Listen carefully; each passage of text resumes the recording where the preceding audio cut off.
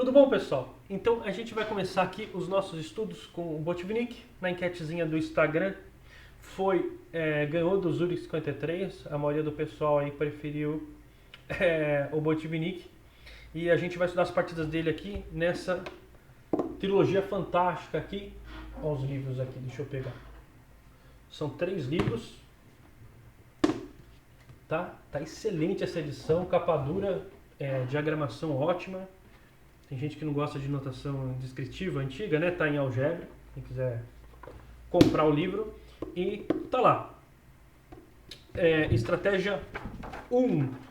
Então, vamos lá, vamos falar um pouquinho do Botvinnik antes da gente começar.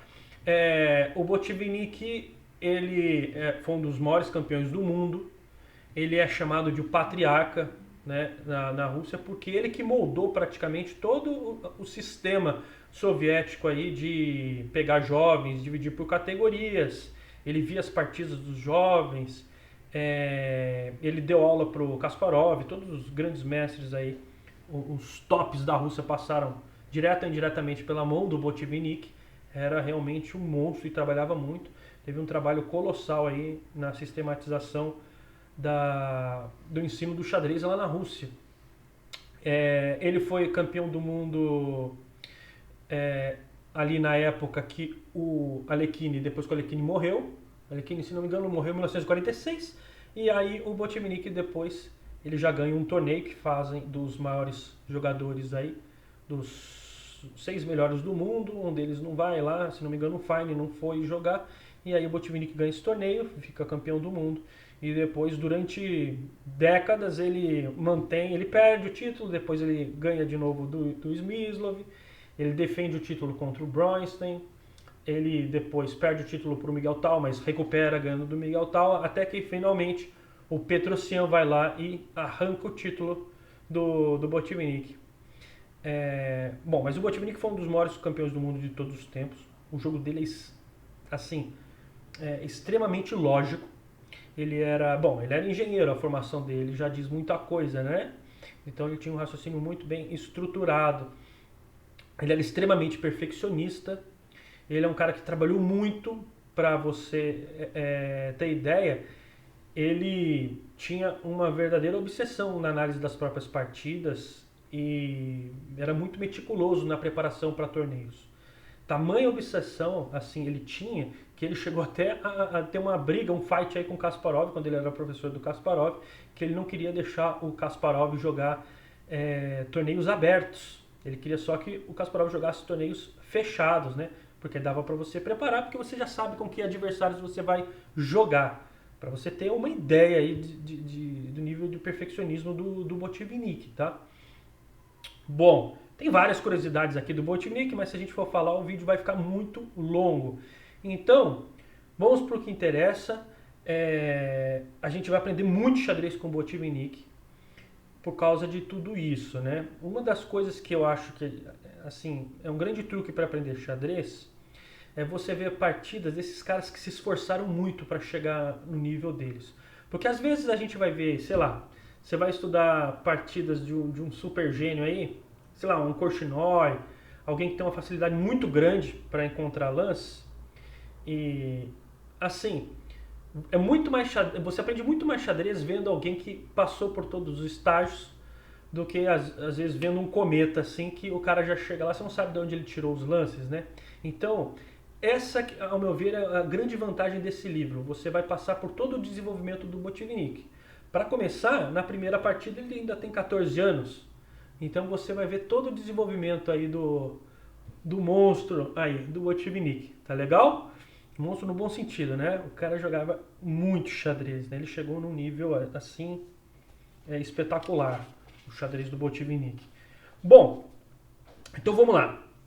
Ele nasceu em 1911, então nessa partida aí de 1925 ele tá, se minha matemática não dá muito falha, ele tá com 14 anos, tá? Então vamos lá.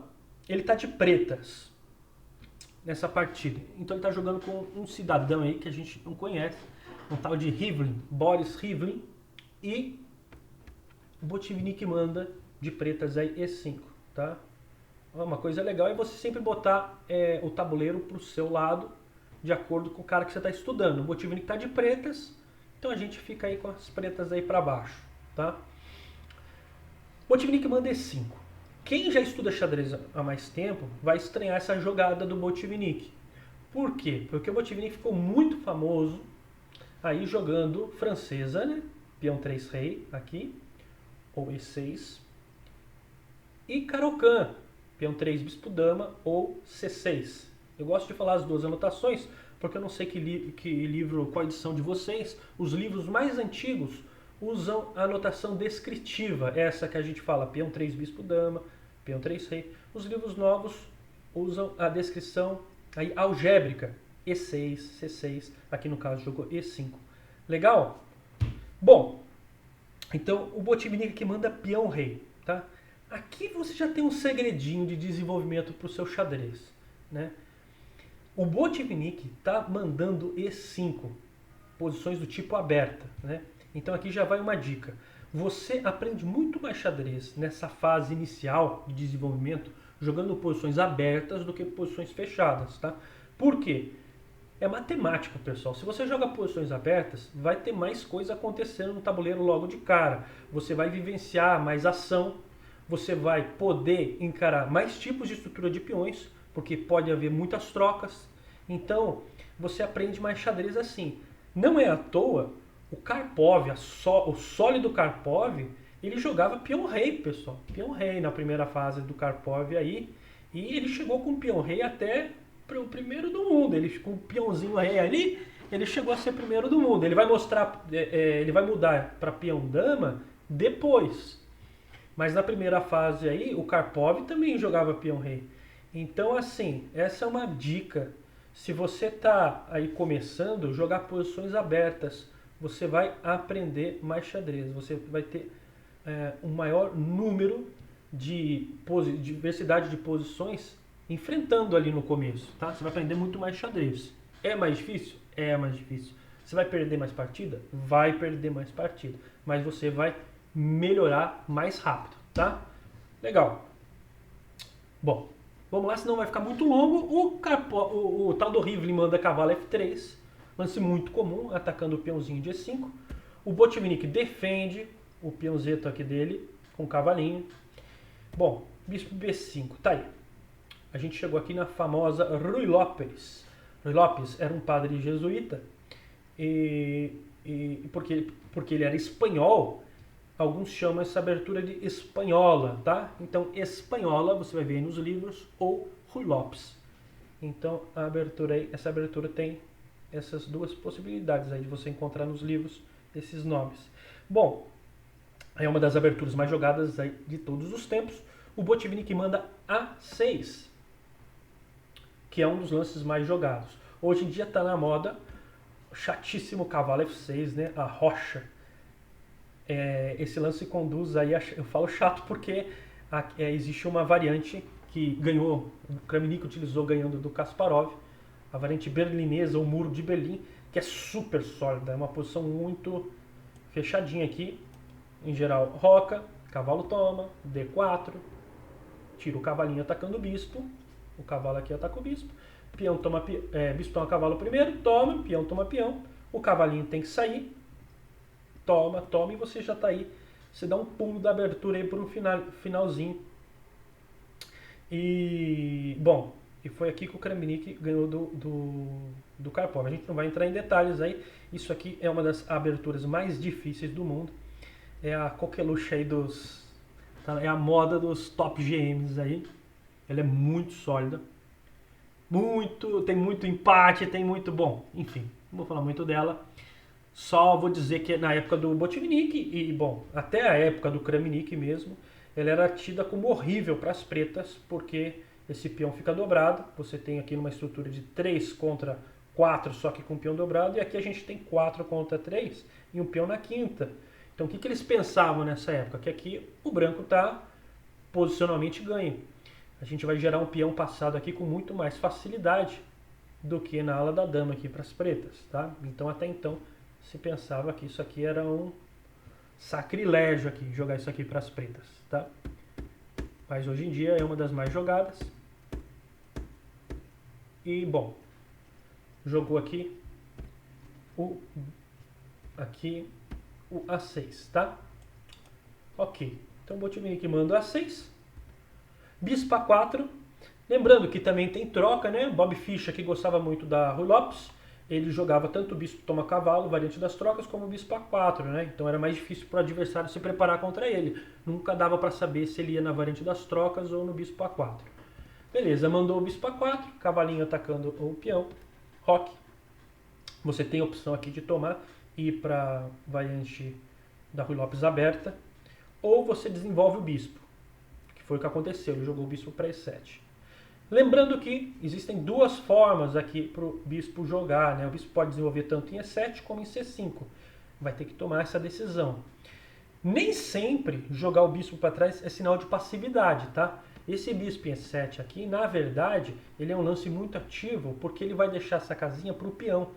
O plano aqui é muito simples. Ele vai defender o peão de E5 com esse peãozinho de D7 um dia, vai jogar B5 atacando o bispo, e vai puxar esses peões aqui da ala da dama, vai avançar, vai fazer uma avalanche de peões. Por isso ele não bota o bispo aqui, tá? Mas bispo C5, esse bispo aqui era perfeitamente jogável também, tá legal? Bom, ok, mas bispo E7 aqui é bem mais sólido e manda o bispo E7, ok. Muito bem. Lembrando que bispo C5 a gente não joga direto, tá? Tô falando assim, no futuro você jogar um B5, atacando o bispo sai primeiro, e aí sim você manda o bispo para C5, tá? Porque se você joga o bispo C5 naquela posição direta, ele pode tomar o cavalinho e depois comer o seu peão. Tá legal? Então é isso, você tem que tomar uma decisão aqui por onde que você vai desenvolver o bispo, por E7 ou por C5. Ok, então ele manda o bispo por E7, esses detalhezinhos aí da abertura, defendeu o peão aqui com a torre, mandou o B5, voltou o bispinho, defendeu o peão de E5, para o cavalo poder ficar livre e sair, não tem que ficar mais guardando, defendendo esse peão. E aí, C3, roque. E agora D4. Esse momento aqui é importante, tá? O lance mais jogado disparado que vocês vão encontrar aqui é H3. Pelo simples fato de impedir bispo G4 cravando o cavalo, tá? Mas aqui o Rivlin joga D4, tá? D4. E tá aí uma variante que você pode pegar de surpresa vários adversários. É tão na moda H3 que as pessoas não se perguntam, tá, mas D4 não pode ser jogado? Pode ser jogado. Inclusive, no ano passado, no final de 2019, teve um embate aí incrível entre o Nepomniachtchi, um dos melhores do mundo, e o Jing Liren, número 3 do mundo aí, o chinês. Então, eles jogaram várias partidas nessa posição aqui. Então, é perfeitamente jogável. Essa variante aqui chama Yates. E foi o que aconteceu, mandou D4. E o Botvinnik não pensou duas vezes. Cravou o cavalinho, olha lá, bispo cravando. Bom, aqui o cidadão manda bispo E3, protegendo o peão, né? Porque se você joga H3, você corre o risco de perder o peãozinho, né? Você corre o risco aqui, a dama sai e, bom, você perde o peãozinho. Tá legal? Você joga peão aqui, o cavalo toma. E se você avança atacando esse cavalo e o meu cavalo, eu tenho a opção de comer. E tá perfeitamente bem aqui as pretas. Ok, então você jogou bispo E3, defendendo aí o peãozinho de D4. Deixa eu passar essa parte aqui mais rápida. Ele toma o peão e o adversário toma. Um detalhe aqui, tá? Aqui já tem outro segredinho, é por isso que a gente aprende bastante xadrez nessa primeira fase do Botvinnik. Essa tomada de peão, pessoal, essa coceira que a gente tem para trocar as peças, evitar tensão de peões, quando um peão está encarando o outro, a gente chama de tensão de peões. é uma característica que eu vejo em todos os jogadores abaixo de 1800 de rente. Tem tensão de peões, você já troca, você quer resolver. E uma das características dos jogadores mais fortes é manter as complicações. Por quê? Essa troca aqui, o branco não vai ganhar nada com essa troca, por enquanto.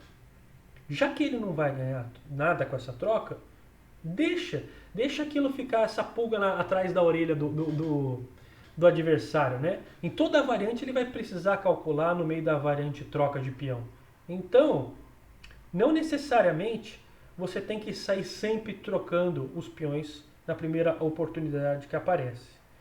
E aqui é muito interessante o comentário do Botvinnik, porque você já vê que o cálculo dele ainda não estava no ponto.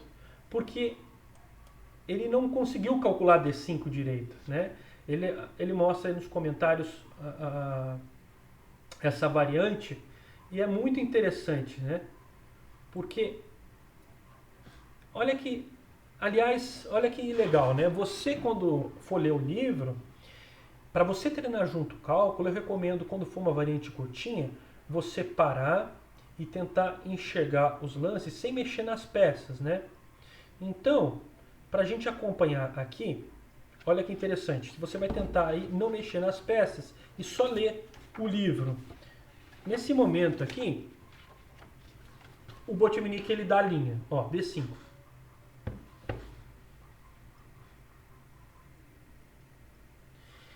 E toma D5, né? Esse peãozinho aqui vai tomar esse aqui. Tenta acompanhar com o seu olho aí. E toma D5. Aí ele diz E toma D4. Então esse peão vai estar atacando esse cavalo aqui. E o seu peão aqui vai estar atacando o bispo. Bispo G5. Bispo saiu do ataque do peão. E esse peão continua atacando o cavalo. Tá? Tenta acompanhar, faz esse esforço, tá? Eu sei que isso aqui já é um treinamento que eu faço mais com jogadores que estão querendo alcançar aí 2.200 de rente, mas você já vai poder treinar muita visualização assim. Faz um esforço e depois mexe as peças e vê se a posição que você chegou é aquela mesmo que você estava visualizando. Vai ter hora que vai parecer tudo meio nebuloso, aí você, opa, já deu, já consegui fazer o esforço. E aí você mexe nas peças. Essa é a melhor forma, é uma das melhores formas aí para você treinar a visualização. Tá? Mas, bom, como tem gente aí vendo, alguns alunos aí que estão, meus que tem mais de 2.100 de rente, então eu gosto de deixar essa parte para treinamento também. Essa é uma das dificuldades quando eu fui fazer o vídeo, porque tem gente assistindo que tem força aí, vamos dizer, 1.000 pontos de rente, mas tem gente também que tem força aí de 200. Então, como que um vídeo consegue atender aí os dois níveis, né? Eu vou então colocar alguns pontos de exercício para jogadores mais fortes e outros que vai beneficiar aí a todo mundo, tá? Então, vamos lá. Então, resumindo aqui, que variante que eu quero que vocês vejam? A variante que o Botvinnik colocou, que ele não conseguiu calcular, ele não conseguiu ver. Então não é uma coisa tão fácil. Vamos lá, então D5. E toma D5. A branca vai jogar esse peãozinho de E toma. Estou recapitulando aqui, tá? A preta jogou E toma D4. A branca jogou bispo G5. E agora? Qual que é o crítico? Cavalo toma peão. Cavalo toma peão. Porque se joga bispo toma bispo, o cavalo de D5 sai do ataque e toma aqui de volta. Tá? Então, recapitulando. E toma D5. E toma D4. Bispo G5. Cavalo toma D5. Bispo toma cavalo aqui em D5. Dama toma bispo aqui em D5. Bispo de G5 toma E7. Bispo toma F3.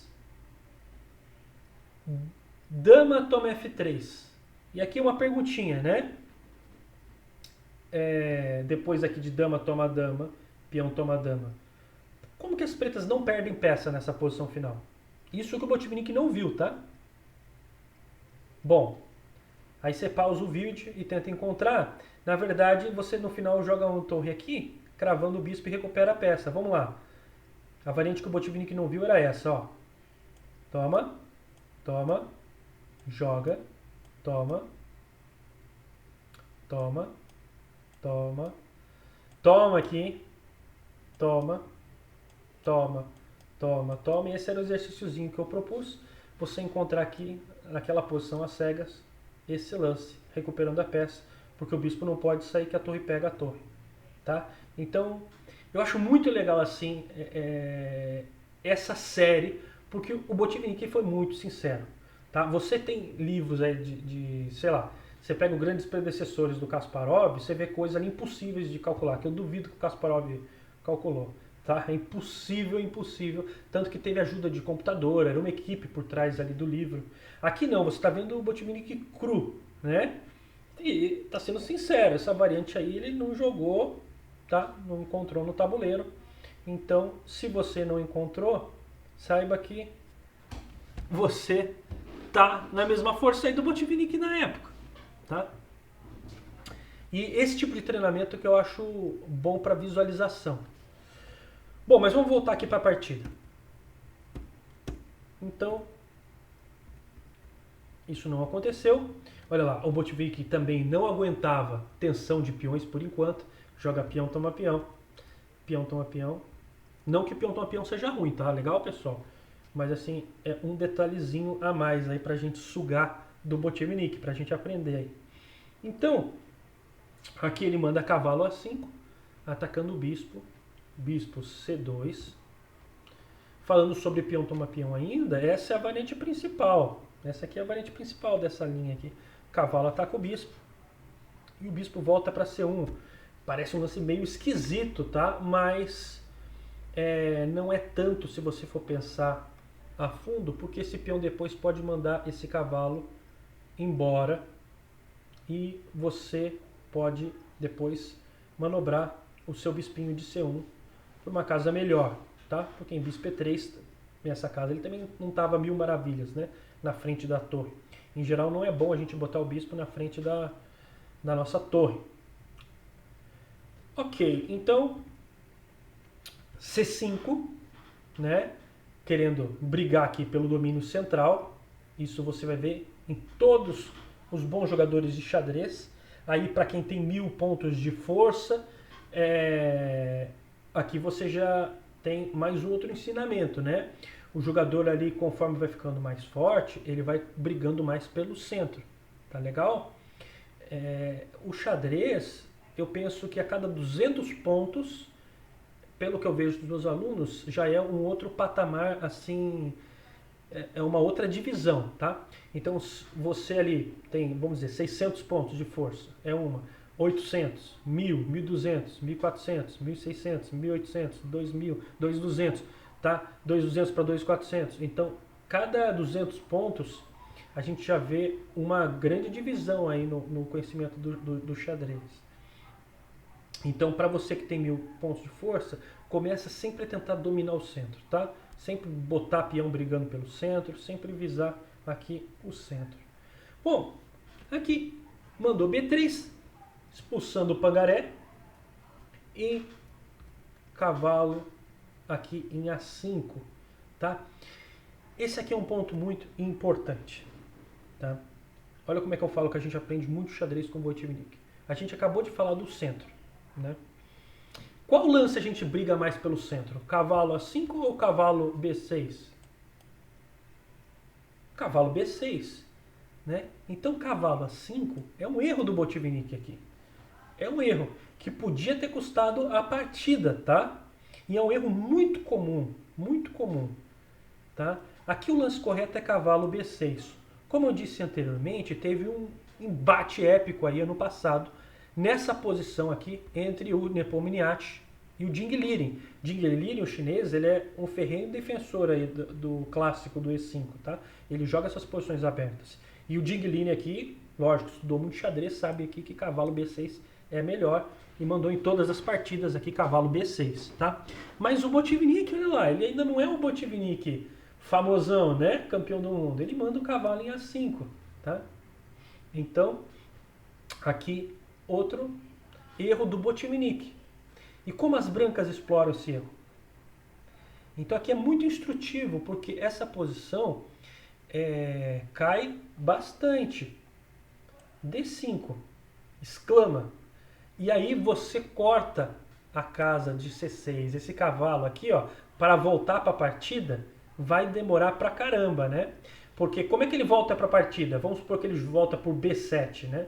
O cavalo em B7 não tá muito bom, né? Então, aqui as pretas têm problemas com a colocação desse cavalinho. Né? Esse lance aqui não foi o Rivlin que descobriu, o Capablanca, que foi o autor dessa maravilha aqui, o Capablanca, ele mandou D5 contra o Bogou-Jubou. Então isso aqui era a teoria da época, tá? Bogou-Jubou aí, que é esse nome estranho, mas era o, vamos dizer, um top 5 do mundo aí. Devia ser provavelmente o número 3 do mundo na época. Então o Botvinnik estava começando, deve ter visto que o Bogou-Jubou jogou cavalo assim, que foi no embalo aí. E jogou esse erro, né? Que o Capablanca aí chumbou o Bogou-Jubou com D5, tá? Então D5, lance forte. Outra coisa do D5, que eu não vou falar agora para ficar muito complicado, mas a branca aqui já conquista uma vantagem no xadrez chamada vantagem de espaço, tá? Ok, cavalo D7, o Botvinnik vai rearranjar as peças, vai tentar se livrar desse bispo aqui que está meio ruim, por meio de F6. Bispo B2. E aqui o Botvinnik troca o bispo. Bispo F6. Toma, toma e... Bom, está ameaçando a torre de A1. Ele tira o cavalinho por D2. E agora cavalo E5. Aproveitando que o cavalo está cravado, pessoal. Ok. Então, olha esse comentário do Botvinnik. É o melhor comentário dessa primeira partida, tá? Por isso que essa primeira partida é uma das que eu coloco como... Está entre as melhores do livro. Ele diz assim, ó. Eu só treinava xadrez sério há 1 ano e meio. Então, eu não tinha grandes conhecimentos sobre o xadrez posicional. Para dobrar o peão do meu rival, o Botvinnik falando, eu acabei trocando as minhas peças ativas, tá? Olha o que ele está dizendo. Ele pensou assim, nossa, peão dobrado é uma coisa ruim. Então eu jogo o cavalo E5, troco tudo em F3 e dobro o peão dele. Tá? E é isso que ele está falando pra gente, que isso é um erro. Por quê? Porque conforme ele ficou mais forte, ele vai dar mais valor às peças ativas do que a peão dobrado. Tá? Então ele diz que se fosse assim, essa partida, ele com a força de campeão do mundo, ele teria jogado C4 e não cavalo E5, ter ido para as trocas. Ele teria mantido aqui a atividade de peças. Ele teria mantido aqui o bispo, a dama, o cavalo, com a opção de vir para C5, tá? E não ter trocado as peças aqui. Tá? Então aqui foi um erro grave. Por quê? O adversário viu, o adversário provocou a troca. Quer trocar? Então vem trocar. Então provoca o bispinho. E depois aqui de bispo toma, cavalo toma, dama toma, peão toma. Esse final aqui é inferior para as pretas. Por quê? Olha o bispo, o cavalo droga aqui que está aqui, né? E outra, esse aqui é um peão que veio do canto mais para o centro. E ele vai ajudar aqui na criação de um peão passado. Então essa posição aqui, a branca tem mais chance de vitória, né? Então isso que o Botvinnik está falando pra gente. Se ele pudesse voltar no tempo, ele não teria feito essa opção.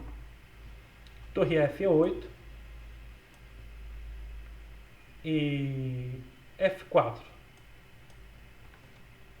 Ok, tá querendo E5. Você não pode deixar o cara jogar E5 aqui, né? Senão ele fica com o peão passadão aqui, gordo e pesado, poderoso, né? Então F6.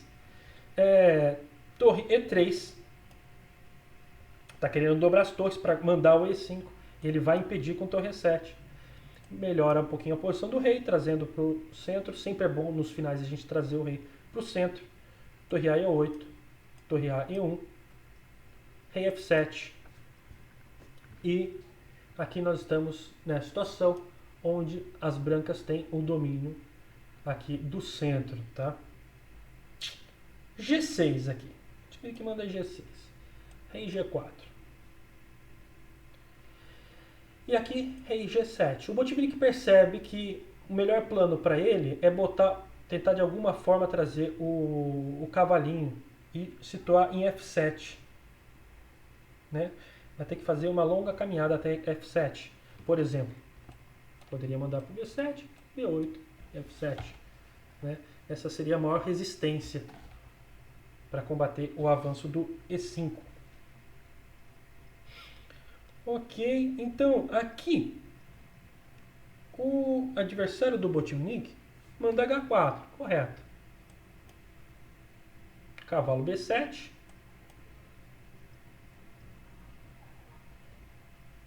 E bispo D3. Ele quer, de certa forma, aqui impedir o avanço C4, tá? Rei F7. E aqui que é um momento importante. O branco vai fazer um erro gravíssimo, né? Então aqui o branco deveria ter feito o plano simples, né? De jogar H5. Gerar H5, trocando esses peões, e você faz essa passada de torre aqui para coluna H. E sempre tendo em mente que uma hora você pode mandar E5 gerando esse peão passado. Né? A vantagem de você ter mais espaço que o adversário é que as suas peças podem dar um switch, mudar de um lado para outro mais rápido. Então, assim que ele deveria ter explorado. Mas não, o branco aqui quis ser ganancioso e mandou um A4, né? Mandou um A4, que à primeira vista parece ser um lance ok, porque depois das trocas esse bispo vai poder estar atacando esse peãozinho aqui. Mas essa coisa de capturar peão quando você está com vantagem é chamado de síndrome do glutão, né? Você tem que tomar muito cuidado aqui. E essa é uma posição super importante. Essa é a hora que o Botvinnik vai pegar vantagem. Esse lance A4 foi um erro.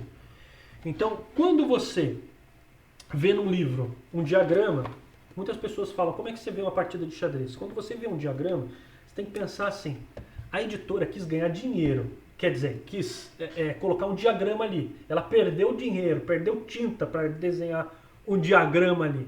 Então quer dizer que aquele negócio é importante. Essa é uma dica já do livro, que aquela é uma posição crítica. É uma posição para você parar, tá? Fechar o livro e tentar pensar como eu jogaria nessa posição.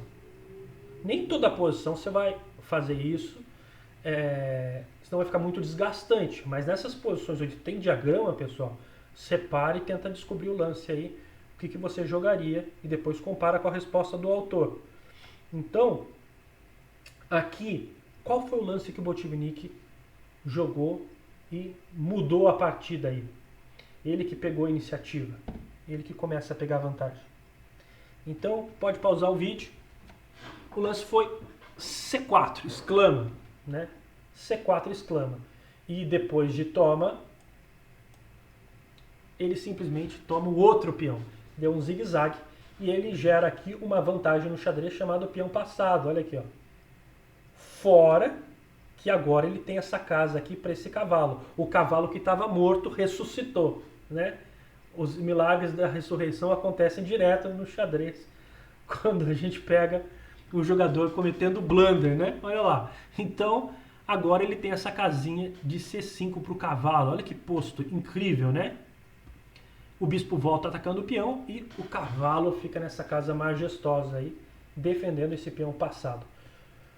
Bom, agora o Botvinnik tem vantagem. Vamos ver a parte da técnica, como é que ele conduz aqui a partida. O cara volta com o rei correndo para poder esse peão ficar defendido e essa torre ficar livre para poder atacar o peãozinho de A4. E o Botvinnik pega a coluna. Mais uma vantagem no xadrez, pessoal. Domínio de coluna. Olha o Botvinnik ali utilizando as vantagens, né? Eu posso fazer um outro vídeo depois explicando as 11 vantagens constantes e as 5 vantagens variáveis do xadrez, mas está aí essa vantagem muito famosa, domínio de coluna. Torre B8. Ok? E5, ele manda aqui esse peãozinho para tentar complicar as coisas e tomou e trocou o Botvinnik e foi para esse finalzinho aqui, onde ele tem a coluna e esse peão passado na cesta, né? Olha lá, manda o peãozinho ali quase na chegada, né? O cara vem torre A3 e a ideia é que ele quer atacar o peãozinho aqui por trás. Só que agora o Botvinnik consegue tanto defender o peão como ter essa atividade na sétima fileira e ataca esse bispo. O bispo foi para A4, então aqui já é um momento que você vai encontrar nos livros de tática, né? Jogam as pretas e ganham. Aqui as pretas têm uma jogada que conseguem vantagem decisiva. Então faz esse exercíciozinho, você pausa o vídeo aí e tenta encontrar como as pretas arremataram a partida. Então aqui é bem bonitinho o tema, né? Por causa dessa colocação do rei, é possível jogar o cavalo aqui. E aqui o cara perdeu a partida, porque depois de capturar, toma com cheque. Toma com cheque. E a hora que a torre pega, o peão coroa. Beleza? Então tá aí a primeira partida do Botvinnik. O que é mais importante você fazer, que é justamente o que as pessoas não fazem quando acaba uma partida. Você vê uma partida de xadrez, você tem que ver o que você aprendeu com ela, tá? Eu faço essa seguinte analogia. Você vê uma partida de futebol, aí você vê lá depois, sai os melhores momentos do intervalo, não sai assim? Os melhores momentos, os melhores lances que aconteceram na partida. Assim também numa partida de xadrez, depois que você acaba de ver, o que você vai pegar nela? O que você vai trazer dela para você? Você tem que ter na sua cabeça quais foram os melhores momentos da partida, né? E vamos lá, nessa partida, o que realmente a gente aprendeu de xadrez? Primeiro, a gente aprendeu aqui um conhecimento na abertura, tá? Deixa eu ir lá para a posiçãozinha. Você viu aqui, ó, essa tal de variante Yates, né? Que já é uma coisa que não é tão jogada, tá? Você pode surpreender aí dependendo, você pode surpreender até jogadores muito fortes de xadrez jogando essa D4, porque a maioria das pessoas esperam aqui que você mande H3, tá? Primeira coisa. Em termos de meio jogo, nós aprendemos também sobre, ó, ter paciência na tensão de peões, né? Quando um peãozinho está encarando o outro, a gente tem tensão de peões. Nem sempre vai ser bom você já sair trocando, tá? Os peões. Se a troca não é boa para o adversário, você manter a tensão é melhor, porque você deixa sempre aquela jogada já ali incomodando a cabeça do adversário na vez que for a dele, quando ele for ter que calcular variantes. Terceiro ponto importante dessa partida, né? A gente viu que o Botvinnik ainda não estava com cálculo lá em cima. Ele não conseguiu calcular inteira a variante de D5 de cabeça, aquela que eu propus para a gente fazer treinamento às cegas. Depois, nós vimos ali que, olha lá, que o Botvinnik fez uma escolha ruim. Aqui você já aprende um conceito importante de xadrez. Tentar colocar as peças no centro e não no canto, né? Era melhor a jogada de cavalo B6 do que a jogada cavalo A5, tá? Isso é uma jogada de conceito. Se você for com puro cálculo, vai ser difícil você, até para as máquinas, você saber a diferença de cavalo A5 e cavalo B6. Então, cavalo B6 seria melhor. E, por último, a gente aprendeu a tomada de iniciativa, né? Você sempre tem que estar de olho nas jogadas ativas. E aqui nessa posição final, aqui, ó, aliás, nessa posição aqui, ó, o Botvinnik preferiu, nessa época, fazer o adversário ficar com o peão dobrado do que manter as peças ativas dele. Olha esse bispo aqui como que está o Chuck Norris na posição, né? Olha lá, cravando o cavalo, a dama dominando as casas pretas. Esse cavalo aqui que pode dar um pulo para essa casa majestosa de C5. E o Botvinnik abriu mão das peças ativas indo para esse final. E ele mesmo comenta que isso foi um erro grave. Tá? Na verdade, esse é o coração dessa partida. O principal ensinamento dessa partida é essa: não trocar peças ativas. Tá legal? Beleza.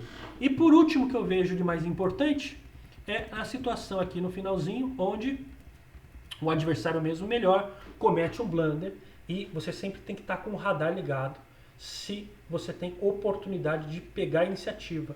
E o Botvinnik aqui pega através desse lance C4, gerando assim um peão passado. Legal, pessoal? Esse é o meu modo de ver xadrez, de ensinar. A gente sempre tem que tentar, depois da partida, fazer um resumo do que a gente realmente aprendeu, porque é isso que vai ficar. Essa partida, provavelmente daqui a 6 meses, você não vai lembrar ela, mas esses conceitozinhos, essas partes mais importantes, eu digo essas partes críticas, é isso que vai melhorar o seu xadrez. Desculpa aí se o vídeo ficou muito longo, eu estou começando aí esse canal, primeiro dia, mas espero que vocês tenham gostado. Tchau, tchau.